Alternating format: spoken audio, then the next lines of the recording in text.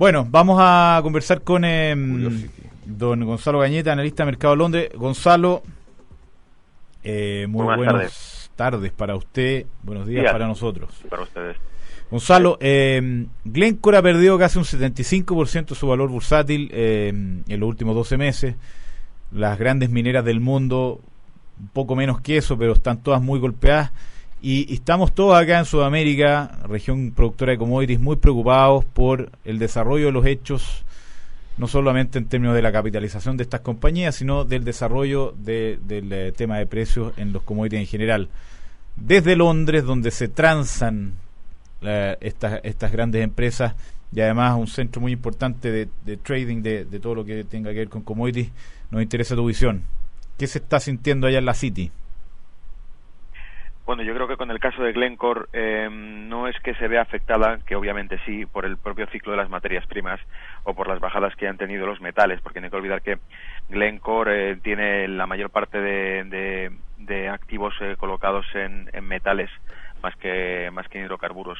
Pero en este caso yo creo que lo que preocupa de Glencore es la evolución que ha tenido y sobre todo el nivel de transacciones que ha llevado a cabo, porque es la compañía, pues como se catalogó en su día, con el mayor volumen de transacciones en derivados de commodities, no, a nivel mundial. Entonces eso es lo que yo creo que puede preocupar, porque es inevitable que cuando se habla de unas bajadas como las que ha tenido el mercado, o cuando se habla de los problemas de liquidez como los programas que ha ido haciendo de ajuste, el cierre de minas o la suspensión de explotación de minas que tiene a nivel mundial en diferentes puntos, en el caso del cobre, por ejemplo, la del Congo, esto lo que preocupa es por la cantidad de capitales que pueda estar negociando y las coberturas que tenga hechas. Es decir, que la sección de trading de propio Glencore es lo que realmente puede tener un lío montado bastante gordo si nos ponemos a calcularlo. A mí me recuerda mucho, por ejemplo, a LTCM 1998, cuando veíamos un fondo muy bien gestionado con un modelo econométrico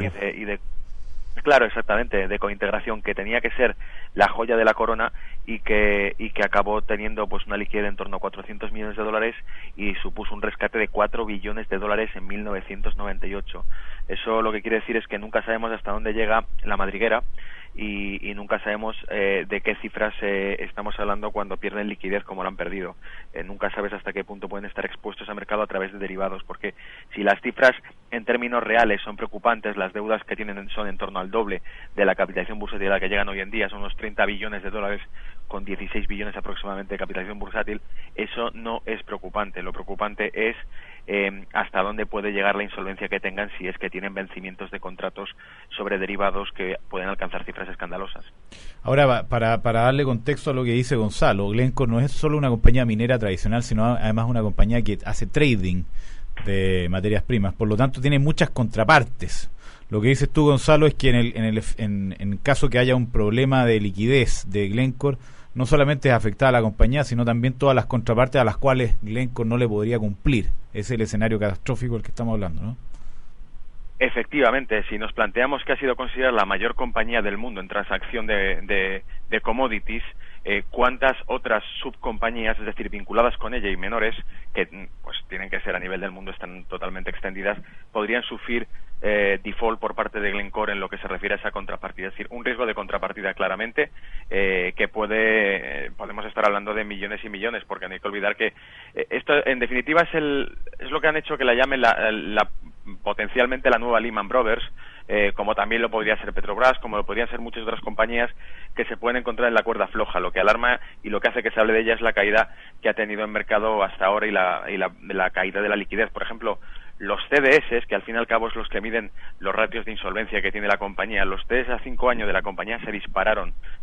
Puede verlo cualquiera que nos esté escuchando en Bloomberg y podrá ver sencillamente que los gráficos de CDS sobre Glencore a 5 años se repuntaron significativamente con esa bajada. Entonces creo que el mercado descuenta una insolvencia que asusta sencillamente no en sí por la cantidad, sino por la velocidad con la que se está incrementando, y que obviamente, pues como decían ustedes, qué contrapartida están dando al resto de compañías a lo largo del mundo que estén metidas dentro del mercado de commodities, de materias primas. Este es un problema netamente de administración de Glencore, ¿no? De gastaron mucho en épocas bullantes y no lograron ahorrar en épocas, digamos, que ahora el precio de los commodities está más barato. O sea, es netamente un problema humano acá. O sea, es como el problema que tuvieron los bancos norteamericanos en su momento, que prestaron plata a gente que no iba a poder pagar, y ahora esta gente, al parecer, se gastó plata en ejecutivo o en proyectos o en bonos, en lo que sea, en cosas que no valían la pena. Sí, efectivamente. Yo creo que el problema es, como todas las compañías de derivados, porque la banca norteamericana también es una compañía de derivados, los principales bancos norteamericanos tradean también derivados por volúmenes increíbles. Cuando hablamos de esto, todas las burbujas están formadas por eso, una cantidad de liquidez que existe en el mercado monetario y que se multiplica por 10, 20, 100, 500, dependiendo de qué tipo de derivado se maneje. Entonces, esa es la cuestión, de qué capital están hablando. Pero como usted decía, también, y por supuesto, hay una cuestión del propio Glencore, de una mala gestión que puedan haber hecho. Probablemente no estimaban, sí estimarían un decrecimiento en los precios de materias primas, pero yo creo que la apuesta que hicieron probablemente fuese por un cambio en el guión y que no hubiese esa posible subida a tipos de la Fed, que es lo que haría principalmente una bajada en los precios de materias primas, porque cotizan básicamente en dólares. No hay que olvidar que esto está muy vinculado y está afectando mucho, y sobre todo el pinchazo también que empieza a ser alarmante de China, porque yo creo que lo que Glencore contaba, y en eso estoy casi seguro, es que siempre habría oferta por parte de Asia para comprar activos de ellos. El pinchazo que ha metido China, la desaceleración que se está haciendo, como es mucho más dramática, no hay que olvidar que siempre va una reacción bastante más exagerada a la realidad de los números. En este caso, llevamos varias semanas escuchando que China tiene problemas muy graves, que la economía china, que el gobierno busca soluciones para recuperar parte del mercado. Este tipo de cosas no son alarmantes, porque los que seguimos el mercado sí lo podíamos ver hace a lo mejor un año, porque ya empezaba a presentar cifras de disminución de consumo de materias primas por parte de China, que nos anunciaban menor producción industrial. Ese tipo de cosas las podíamos prever, pero lo que a lo mejor no preveíamos es que toda esta alerta o alarma que se está dando con el tema chino empuja a que buena parte del público inversor, y cuando hablo de público inversor me estoy refiriendo a fondos de inversión, por ejemplo, quieran deshacer posiciones dentro de compañías que estén vinculadas con esto, o que tengan dentro de sus expectativas el que probablemente puedan recibir liquidez por parte de Asia en el caso de vender activos. Creo que Glencore apostó por eso, por recibir fondos por parte de Asia en el caso de que tuviesen que conseguir liquidez. Podrían siempre vender activos a Asia, y en este caso probablemente los que vean esa expectativa en Glencore pensarán que se equivocó rotundamente, porque las expectativas de Asia han caído, y por lo tanto, y por extensión, el hecho de que Asia pueda aportar liquidez al mercado de materias primas ha quedado muy lejos de lo que se esperaba. Gonzalo, ayer comentando el tema de Glencore, que estamos mirando acá el gráfico, cayó en los últimos 3 años de 500 peniques a 90, hoy día llegó a estar a 70. ¿Qué posibilidad hay de que, si realmente se complicara la situación, haya la necesidad de salvar esta compañía por todo el riesgo de contraparte que implica un default de Glencore? Bueno, teniendo en cuenta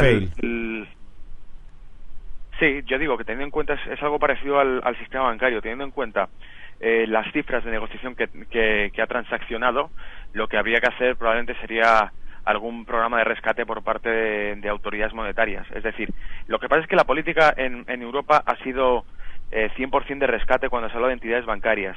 En Estados Unidos sabemos que, a modo de ejemplo, o mejor dicho, como cabeza de turco, se dejó caer Lehman, yo creo que para dar un mensaje al resto de entidades financieras, y muchos se ha hablado desde entonces de si no habría sido mejor un rescate a Lehman que dejarlo quebrar, porque nos habría generado quizá menos turbulencia en toda la crisis posterior a 2009.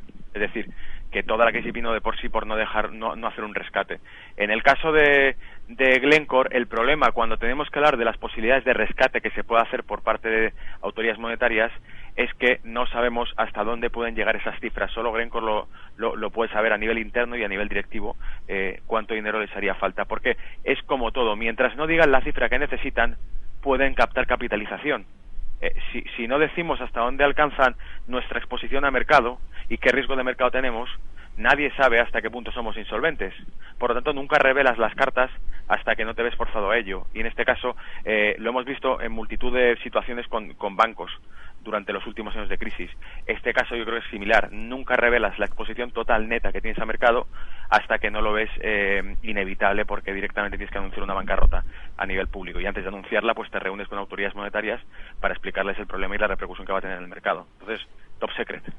Oye, Gonzalo, y así como Glencore lo vemos tan mal, ¿hay alguna compañía que estén siguiendo ustedes que esté sobrecastigada por este hecho de de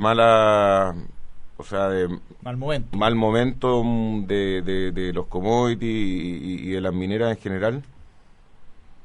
Bueno, yo creo que prácticamente todo el sector de mineras no está en su mejor momento. Podemos buscar diferentes compañías. En el terreno británico, por ejemplo, está Rio Tinto también.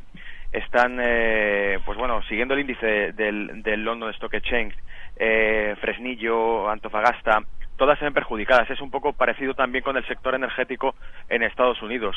Podemos ver, si cogemos un margen de volatilidad o de rendimientos de los mercados en el S&P 500 durante el último mes o incluso durante el último año, podemos ver que los más afectados o los que no se libran son toda la franja del sector energético, Chevron, ExxonMobil, todas las que están afectadas por esa bajada de precios.